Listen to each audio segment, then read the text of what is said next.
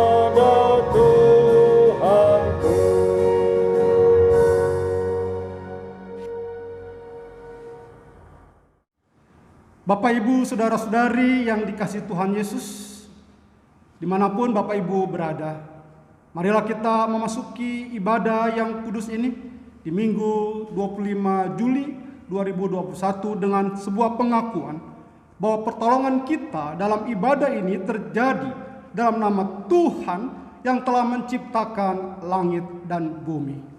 Kasih karunia dan rahmat dan damai sejahtera dari Allah Bapa dan Kristus Yesus Tuhan kita menyertai saudara-saudara sekalian.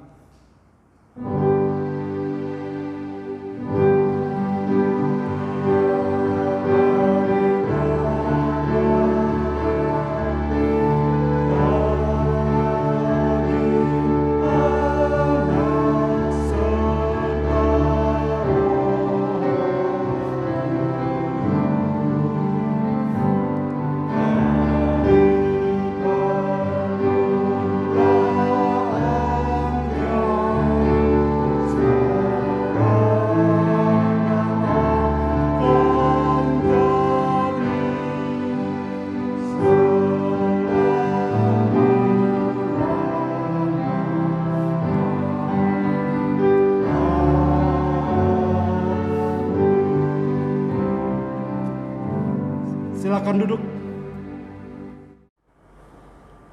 Nats pembimbing untuk ibadah kita pada pagi hari ini yang bertemakan waspadalah terhadap dosa, terambil dari 1 Yohanes 2 ayatnya yang pertama.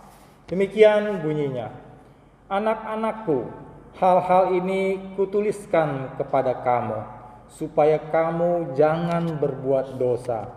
Namun jika seorang berbuat dosa, kita mempunyai seorang pengantara pada Bapa, yaitu Yesus Kristus yang adil. Kita naikkan pujian sambutan dari Nafi Rohani nomor 207, Nama Yesus Amat Indah.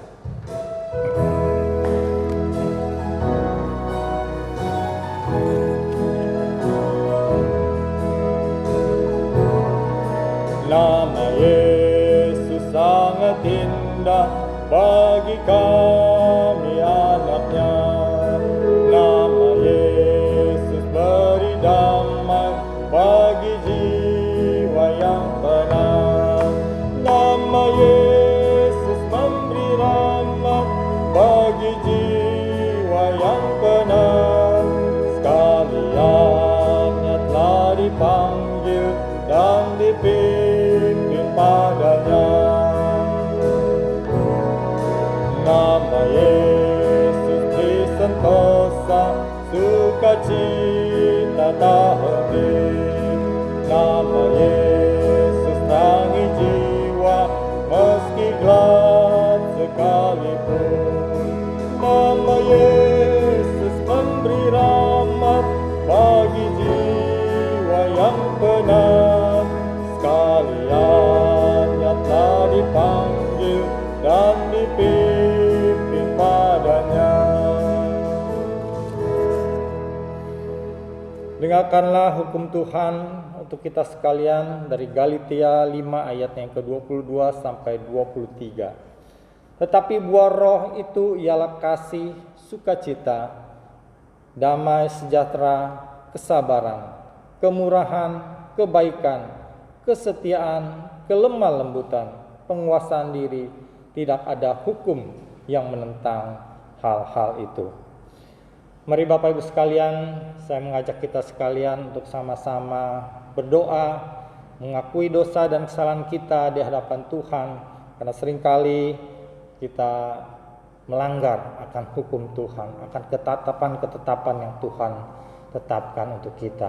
Mari kita bersama-sama tenang teduh di hadapannya, berdoa secara pribadi.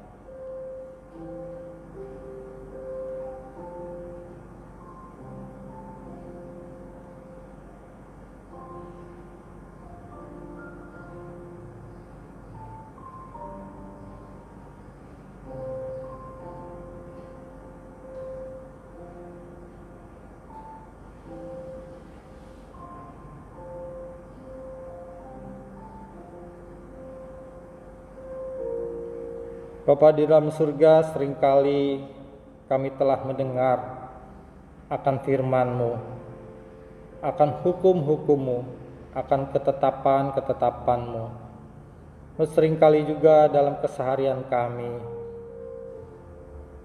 lemah, kami melanggar akan hukum-hukum-Mu.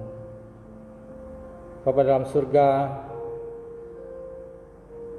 inilah pengakuan dari setiap kami ya Tuhan, akan dosa dan kesalahan kami. Ampuni kelemahan kami. Dan mohon kiranya Roh-Mu yang terus memimpin kami, untuk kami tidak terjebak dalam perbuatan-perbuatan atau nafsu-nafsu yang tidak baik. Terima kasih Bapa. Di dalam nama Tuhan Yesus kami berdoa dan mengucap syukur. Amin. Kita bangkit berdiri Bapak Ibu Saudara yang dikasihi Tuhan. Bagi kita yang telah mengakui dosa kita di hadapannya, inilah berita anugerah untuk kita sekalian.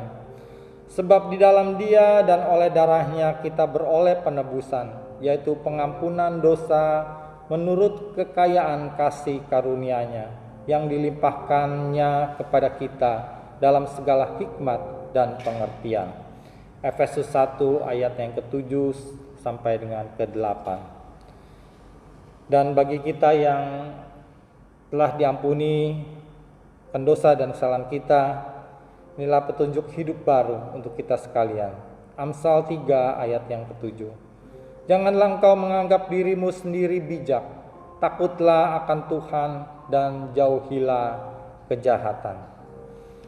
Kita akan mendengarkan pemberitaan firman Tuhan. Kita naikkan pujian, satu pujian untuk kita boleh mempersiapkan diri. Nafiri 181, Dikau kuperlukan.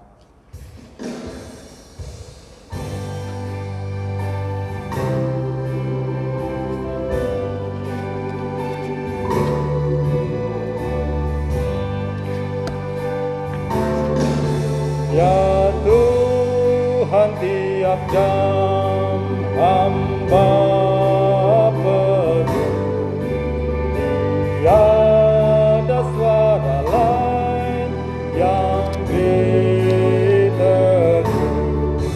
Setiap jam ya Tuhan, Dikau kuperlukan. Berkatilah ku sekarang,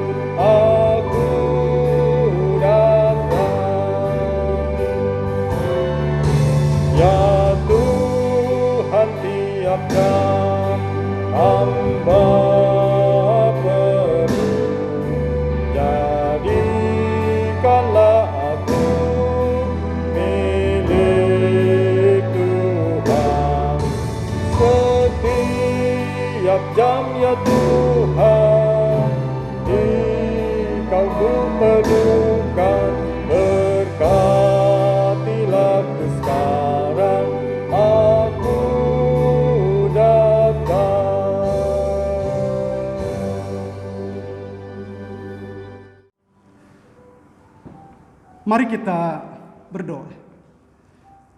Bapa Surgawi, kami siap untuk mendengar firman-Mu. Dalam ibadah ini biarlah Engkau melawat kami dengan firman yang hidup, yang menghidupi kami dalam perjalanan dalam masa pandemi ini, sehingga kami tetap teduh dan teguh di dalam Engkau. Berbicaralah, kami anak-anak-Mu siap mendengarnya.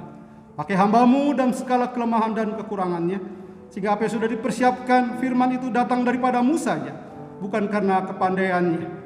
Simpan dia di belakang salib-Mu, sehingga Engkau saja yang dipermuliakan. Dan biarlah Roh-Mu yang kudus menuntun dan membuat kami masuk dalam kebenaran firman-Mu, dan juga tidak hanya menjadi pendengar yang baik, tapi juga boleh menjadi pelaku-pelaku firman, sehingga kami menjadi orang-orang yang berbahagia. Terima kasih Bapa. Dalam nama Tuhan kami Yesus Kristus, kami bersyukur dan berdoa. Haleluya. Amin. Bapak, Ibu, saudara-saudari yang dikasihi Tuhan Yesus, renungan firman Tuhan pada ibadah minggu ini terambil dari 2 Samuel pasalnya yang ke-11, ayatnya yang ke-1 sampai ayatnya yang ke-15.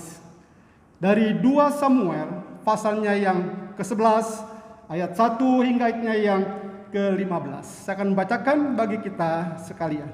Demikian firman Tuhan. Pada pergantian tahun, pada waktu raja-raja biasanya maju berperang, maka Daud menyuruh Yoab maju beserta orang-orangnya dan seluruh orang Israel. Mereka memusnahkan Bani Amon dan mengepung kota Rabah, sedang Daud sendiri tinggal di Yerusalem. Sekali peristiwa pada waktu petang, ketika Daud bangun dari tempat pembaringannya, lalu berjalan-jalan di atas soto istana, tampak kepadanya dari atas soto itu seorang perempuan sedang mandi. Perempuan itu sangat elok rupanya. Lalu Daud menyuruh orang bertanya tentang perempuan itu, dan orang berkata, itu adalah Batseba binti Eliam, istri Uria orang Het itu. Sesudah itu Daud menyuruh orang mengambil dia. Perempuan itu datang kepadanya, lalu Daud tidur dengan dia. Perempuan itu baru selesai membersihkan diri dari kenajisannya. Kemudian pulanglah perempuan itu ke rumahnya. Lalu mengandunglah perempuan itu, dan disuruhnya orang memberitahukan kepada Daud, demikian, aku mengandung. Lalu Daud menyuruh orang kepada Yoab, mengatakan, suruhlah Uria orang Het itu datang kepadaku. Maka Yoab menyuruh Uria menghadap Daud. Ketika Uria masuk menghadap dia, bertanyalah Daud tentang keadaan Yoab dan tentara dan keadaan perang. Kemudian berkatalah Daud kepada Uria, pergilah ke rumahmu dan basuhlah kakimu. Ketika Uria keluar dari istana, maka orang menyusul dia dengan membawa hadiah raja. Tapi Uria membaringkan diri di depan pintu istana bersama-sama hamba tuannya dan tidak pergi ke rumahnya. Diberitahukan kepada Daud demikian. Uria tidak pergi ke rumahnya. Lalu berkatalah Daud kepada Uria, bukankah engkau baru pulang dari perjalanan? Mengapa engkau tidak pergi ke rumahmu? Tetapi Uria berkata kepada Daud, tabut serta orang Israel dan orang Yehuda diam dalam pondok. Juga tuanku Yoab dan hamba-hamba tuanku sendiri berkemah di padang. Masakan aku pulang ke rumahku untuk makan, minum, dan tidur dengan istriku? Demi hidupmu dan demi nyawamu, aku takkan melakukan hal itu. Kata Daud kepada Uria, tinggallah hari ini di sini. Besok aku akan melepaskan engkau pergi. Jadi Uria tinggal di Yerusalem pada hari itu. Keesokan harinya, Daud memanggil dia untuk makan dan minum dan dengan dia. Dan Daud membuatnya mabuk. Pada waktu malam keluarlah Uria untuk berbaring tidur di tempat tidurnya. Bersama-sama hamba tuannya, ia tidak pergi ke rumahnya. Paginya Daud menulis surat kepada Yoab dan mengirimkan dengan perantaran Uria. Ditulisnya dalam surat itu demikian, tempatkanlah Uria di barisan depan dalam pertempuran yang paling hebat. Kemudian kamu mengundurkan diri daripadanya supaya ia terbunuh mati. Demikian bacaan firman Tuhan. Yang berbahagia adalah kita yang mendengar firman Tuhan, yang menyimpannya serta yang melakukannya dalam kehidupannya sehari lepas sehari. Haleluya.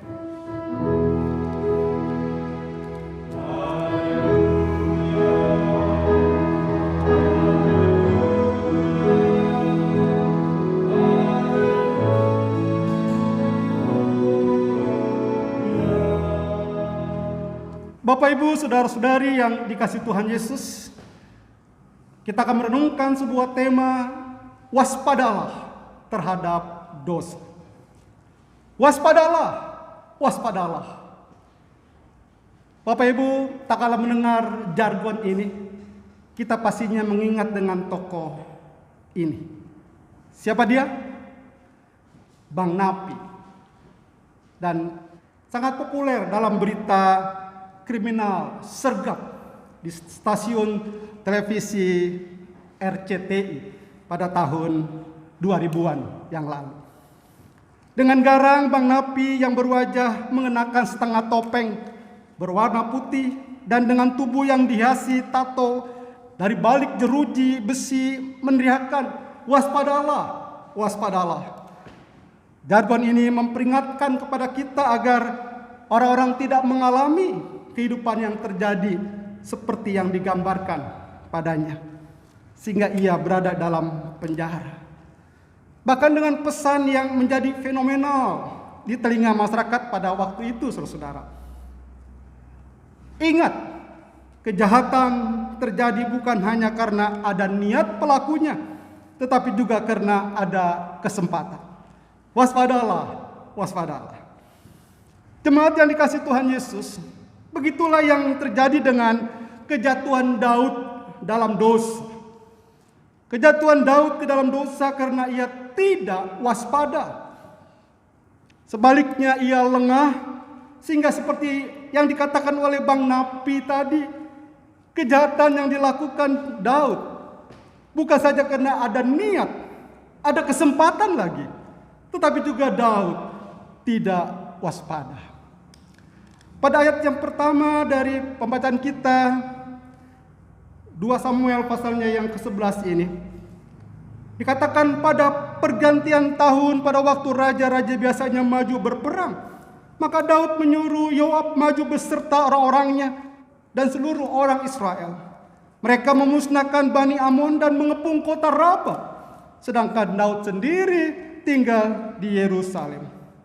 Bapak Ibu, perhatikan kalimat pada ayat yang saya beri warna merah. Kita menemukan ada yang salah pada Raja Daud. Tak kalah pada waktu raja-raja biasanya maju berperang. Pertanyaannya, kok Daud sebagai raja tidak maju berperang? Hanya menyuruh Yoab panglima perangnya maju bersama tentaranya, bahkan seluruh orang Israel. Dan bahkan ayat ini diakhiri dengan penegasan keberadaan Raja Daud. Sedang Daud sendiri tinggal di Yerusalem. Bapak Ibu, saudara-saudaraku yang dikasihi Tuhan, pernyataan ini merupakan sindiran yang pedas bagi Daud tentunya. Bukan saja karena ia tidak ikut berperang, tapi ayat ini seakan mau berkata, di mana tanggung jawabmu sebagai Raja Daud? Namun sebaliknya, ia bersantai ria di istananya. Dan hal ini membuatnya punya kesempatan untuk berjalan-jalan di atas soto istana. Di sore hari yang teduh pastinya. Pada ayat yang kedua dari 2 Samuel 11 ini dikatakan, sekali peristiwa pada waktu petang, ketika Daud bangun dari tempat pembaringannya lalu berjalan-jalan di atas soto istana, tampak kepadanya dari atas soto itu seorang perempuan yang sedang mandi. Perempuan itu sangat elok rupanya. Dalam kesempatan seperti inilah, saat ia bersantai jalan di sore-sore hari, Raja Daud melihat Batseba sedang mandi dan ia menginginkannya.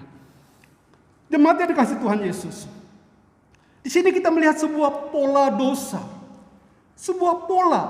Pola itu artinya sistem atau cara kerja bagaimana orang jatuh ke dalam dosa. yaitu pola 3M, bukan 5M seperti prokes, protokol kesehatan saat ini. 3M ini adalah melihat, menginginkan, dan mengambil. Pola dosa 3M ini yang terjadi pada diri Daud dalam hubungannya dengan Batseba. Berawal dari melihat dan menginginkannya, kemudian mendapatkan Batseba. Sesudah itu Daud menyuruh orang mengambil dia. Perempuan itu datang kepadanya, lalu Daud tidur dengan dia. Pada ayat yang keempat-a. Kita mengetahui Bapak Ibu dan saudaraku apa yang terjadi selanjutnya. Daud pun jatuh ke dalam dosa perzinahan. Bapak Ibu, saudara-saudari yang dikasihi Tuhan Yesus, pola 3M inilah yang melahirkan dosa pertama, bukan? Yang terjadi di Taman Eden. Dalam Kejadian pasal 3 ayatnya yang ke-6, dikatakan perempuan itu melihat bahwa buah pohon itu baik untuk dimakan dan sedap kelihatannya. Lagi pula pohon itu menarik hati karena memberi pengertian. Lalu ia mengambil dari buahnya dan dimakannya dan diberikannya juga kepada suaminya yang bersama-sama dengan dia. Dan suaminya pun memakannya. Perhatikan di sini Bapak Ibu, Hawa melihat buah pohon pengetahuan tentang yang baik dan yang jahat, lalu menginginkannya dengan kata menarik hati. Dan selanjutnya M ketiga, Hawa mengambil buah tersebut dan makan bersama Adam. Maka manusia pertama di dunia itu pun jatuh ke dalam dosa. Demikian juga Rasul Yakobus menegaskan tiap-tiap orang dicobai oleh keinginannya sendiri, karena ia diseret dan dipikat olehnya. Dan apabila keinginan itu telah dibuahi, ia melahirkan dosa. Dan apabila dosa itu sudah matang, ia melahirkan maut. Dalam Yakobus pasal yang pertama 14 hingga 15. Bapak Ibu, saudara-saudari yang dikasihi Tuhan Yesus, dalam kehidupan kita, marilah kita memperhatikan pola dosa ini, pola 3M, melihat, menginginkan, dan mengambil, sehingga kita tidak lengah dan jatuh ke dalam dosa. Mari kita perhatikan dengan sungguh apa yang kita lihat dalam kesempatan-kesempatan yang ada dalam hidup kita ini, dimanapun kita berada, sehingga kita mampu mengontrolnya. Dan tak kala pencobaan itu datang, tak kala kita menginginkannya, dan bahkan akhirnya mengambilnya, tanpa disadari kita jatuh ke dalam dosa. Sebuah kejatuhan yang tidak boleh kita anggap sepele. Dosa akan menjadi seperti bola salju, Bapak Ibu saudaraku. Dosa tidak bersifat stagnan atau statis. Dosa seperti bola salju yang digelindingkan akan semakin besar. Bukankah demikian dengan dosa Daud? Diawali dengan perzinahan dengan istri orang, yaitu Uria, hingga membunuh suami perempuan tersebut. Ayat-ayat firman Tuhan dalam 2 Samuel pasal 11 ayat 6 sampai 15 mengisahkan bagaimana dengan keji Daud bersiasat untuk menutupi dosa-dosanya. Alih-alih dapat lepas dari keberdosaannya, ia semakin menambah dosa. Ini berarti saudaraku, betapa seriusnya dosa itu.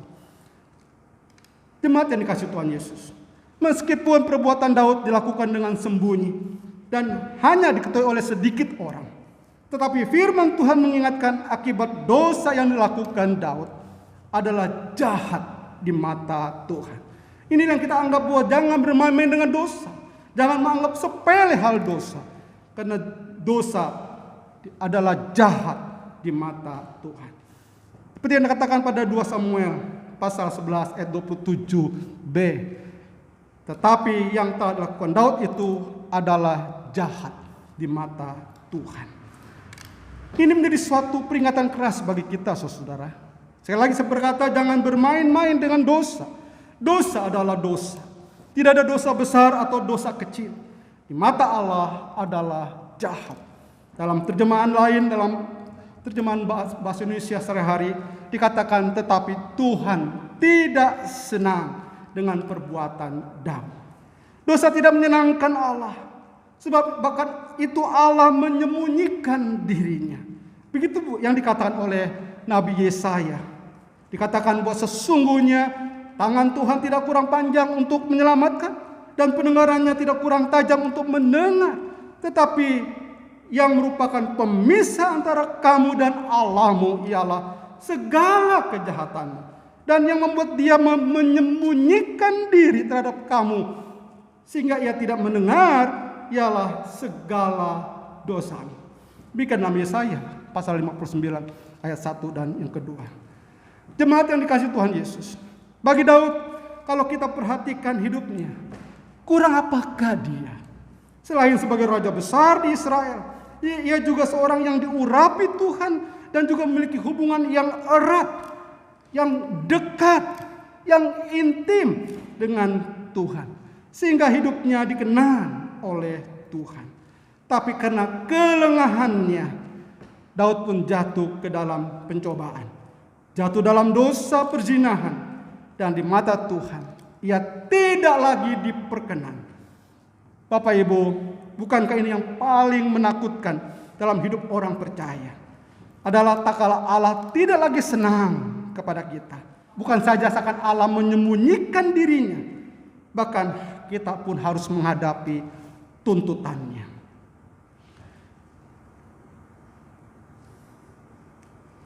Bapak Ibu saudara-saudari yang dikasihi Tuhan Yesus, nyata bahwa akibat dosa adalah hukuman Allah.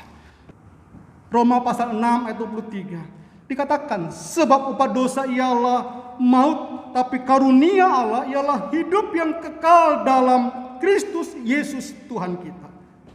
Namun di sana, tak kala ada keberdosaan, tak kala ada kegagalan, ada kasih karunia Allah, yaitu tersedia pengampunan bagi yang mau bertobat.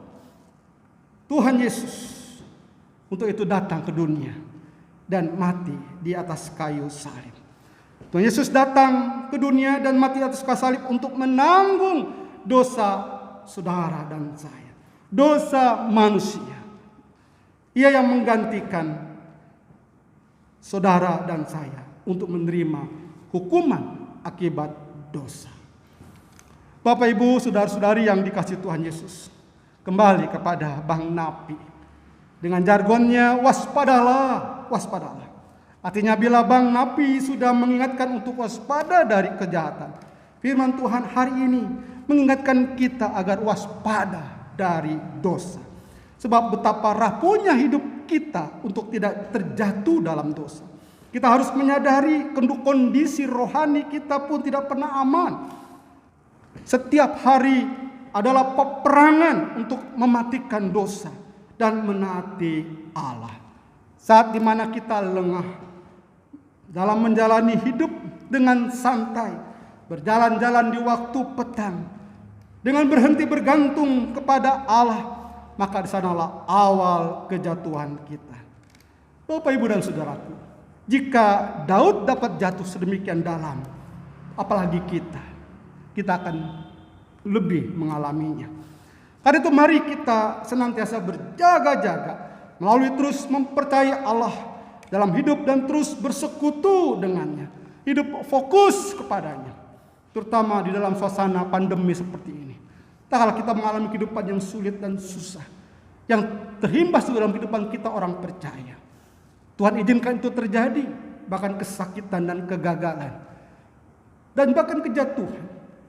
Tetapi dengan hidup terus berfokus kepada Allah, mempercayai Allah dalam hidup, dengan selalu hidup bersekutu dengannya, maka di sanalah kekuatan kita. Dengan hidup melalui doa dan saat teduh yang teratur, dan melalui kesetiaan beribadah. Saat inilah kita harus berjaga-jaga, waspadalah terhadap dosa. Tuhan Yesus memberkati. Amin. Mari kita masuk dalam doa syafaat. Bapa Surgawi, terima kasih untuk firman-Mu yang mengingatkan kami untuk tetap berwaspada terhadap dosa. Tolong kami, teguhkan dan kuatkan kami. Untuk kami mau terus hidup mengarahkan pandangan mata rohani kami, kehidupan kami hanya kepadamu. Mempercayai Engkau dalam hidup kami, apapun yang terjadi. Melalui hidup yang bersekutu denganmu. Karena Tuhan mampukan kami. Saat ini kami mau berdoa dengan sungguh Tuhan dalam masa pandemi yang semakin mengganas. Kami dicekam dengan kekhawatiran, bahkan mungkin juga ketakutan. Karena tidak ada yang bebas dari terpaparnya virus ini. Sungguh Tuhan, biarlah kami boleh terus dikuatkan.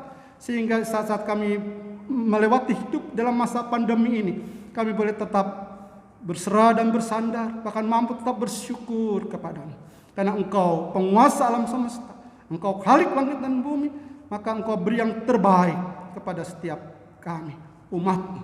Sekalipun mungkin antara kami ada yang terpapar, namun biarlah Tuhan, kami boleh tetap mempercayai Engkau sebagai Tuhan, penguasa hidup kami. Mari Tuhan, biarlah Engkau berkati bangsa dan negara kami. Saat pandemi ini tetap berdisiplin dengan prokes, protokol kesehatan, dengan melakukan 5M.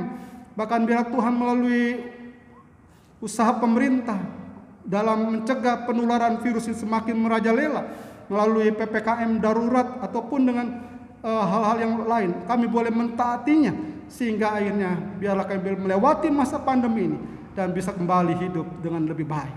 Mari berkati itu dalam usaha vaksinasi yang masih terus berjalan, dan biarlah kita dapat berjalan dengan baik sehingga sungguh Tuhan semua golongan, semua usia dapat menerima vaksin sehingga demikian kekebalan secara massal boleh terjadi. Sungguh Tuhan, kami rindu ini boleh kami alami. Tuhan berkati, biarlah kiranya Kau berkati para nakes, dokter yang merawat mereka yang terpapar di rumah sakit ataupun di tempat-tempat yang sudah disediakan untuk perawatan. Biar Tuhan menolong sehingga mereka boleh dapat bekerja dengan sukacita, dengan sehat, dan juga mereka tetap boleh mengerjakannya dengan penuh tanggung jawab. Dan biarlah kiranya Tuhan memberkati mereka. Memberkati juga untuk mereka yang isolasi mandiri di rumah ataupun di tempat-tempat khusus. Tuhan berikan mereka ketenangan, keteduhan sampai dinyatakan negatif dan mereka boleh pulang atau boleh lagi bergaul dengan keluarga. Tuhan berkati. Kami menyerahkan, biarlah berkati bangsa ini, berkati dunia ini, yang Engkau yang nyata dengan rencana dan kehendak-Mu yang pasti mendatangkan damai sejahtera.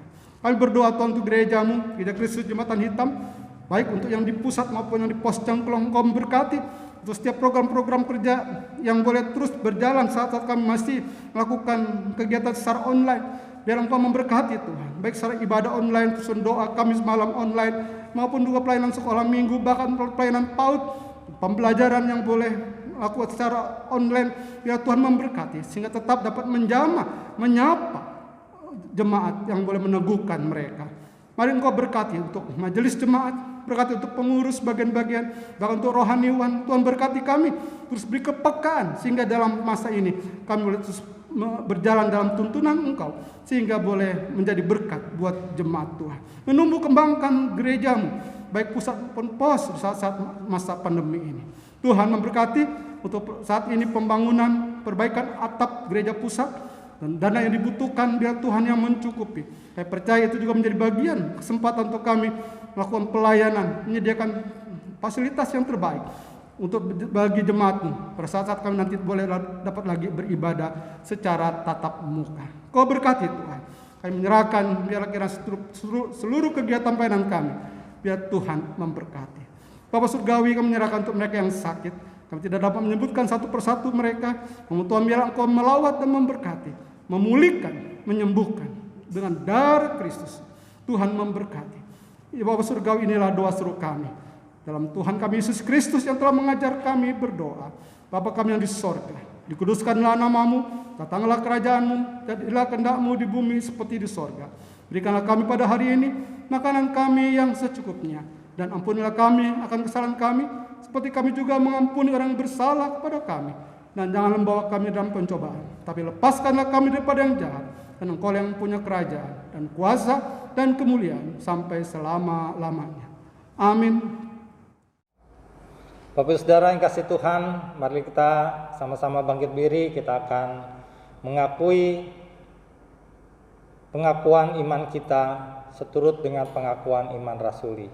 Mari kita sama-sama berkata, aku percaya kepada Allah, Bapa yang Maha Kuasa, Khalik langit dan bumi, dan kepada Yesus Kristus, anak yang tunggal Tuhan kita, yang dikandung dari Roh Kudus, lahir dari anak darah Maria, yang menderita di bawah pemerintahan Pontius Pilatus, disalibkan, mati dan dikuburkan, turun ke dalam kerajaan maut. Pada hari yang ketiga, bangkit pula dari antara orang mati, naik ke surga, duduk di sebelah kanan Allah, Bapa yang Maha Kuasa, dan akan datang dari sana untuk menghakimi orang hidup dan yang mati. Aku percaya kepada Roh Kudus, gereja yang kudus dan am, persekutuan orang kudus, pengampunan dosa, kebangkitan orang mati, dan hidupnya kekal. Amin. Silakan duduk Bapak Ibu sekalian. Tiba saatnya kita akan memberikan persembahan. 2 Korintus 9 ayat yang ke-7 mengatakan, hendaklah masing-masing memberikan menurut kerelaan hatinya, jangan dengan sedih hati atau karena paksaan. Sebab Allah mengasihi orang yang memberi dengan sukacita. Kita akan memberikan persembahan secara transfer ke nomor rekening Gereja Kristus Jembatan Hitam seperti yang tertera di layar, atau bagi kita yang tidak memiliki fasilitas transfer, kita bisa menitipkannya jika ada kesempatan kepada majelis ataupun rohaniwan. Mari kita sama-sama bangkit berdiri, kita akan berdoa untuk apa yang akan kita persembahkan. Bapa di surga, terima kasih, kami bersyukur untuk firman-Mu, kami bersyukur untuk segala berkat dan anugerah-Mu untuk setiap kami. Terima kasih untuk pemeliharaan-Mu pada kami. Bapa dalam surga, pada saat ini kami akan mempersiapkan untuk memberikan persembahan. Biarlah apa yang akan kami persembahkan, biarlah boleh dipakai untuk pekerjaan Tuhan melalui gereja-Mu. Terima kasih Bapa dalam surga, Tuhan layakkan dan sucikan, dan biarlah semuanya untuk hormat dan kemuliaan nama Tuhan saja. Terima kasih Bapa. Dalam nama Tuhan Yesus kami berdoa dan mengucap syukur. Amin. Tetap berdiri dan kita akan mengakhiri ibadah kita pada minggu pagi ini. Kita naikkan pujian 322 Nafir Rohani bait pertama dan kedua. Berkatilah kami ya Tuhan.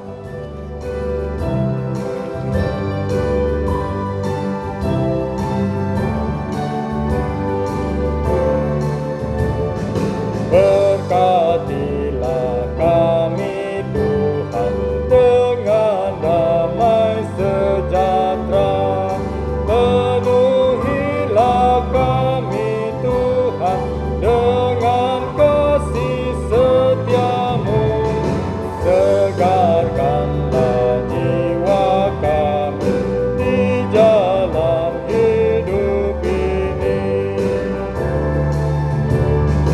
Kami mengucapkan syukur dengan Injil-Mu Tuhan, yang memberi keselamatan. Kami menjadi baru, teguhkan iman kami pada kebenaran-Mu.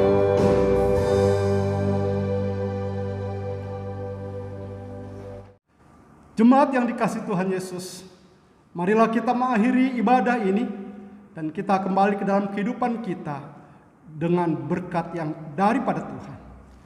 Kasih karunia Tuhan Yesus Kristus dan kasih Allah Bapa serta persekutuan Roh Kudus menyertai saudara-saudara sekalian dari sekarang sampai Tuhan Yesus datang kembali.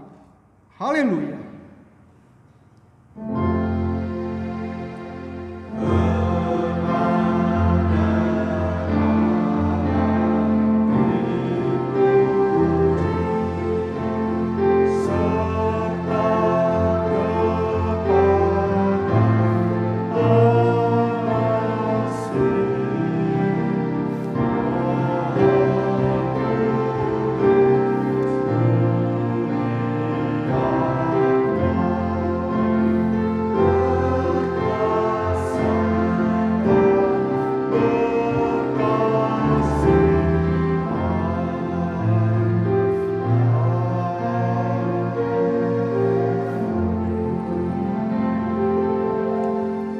Selamat hari Minggu, Tuhan Yesus memberkati.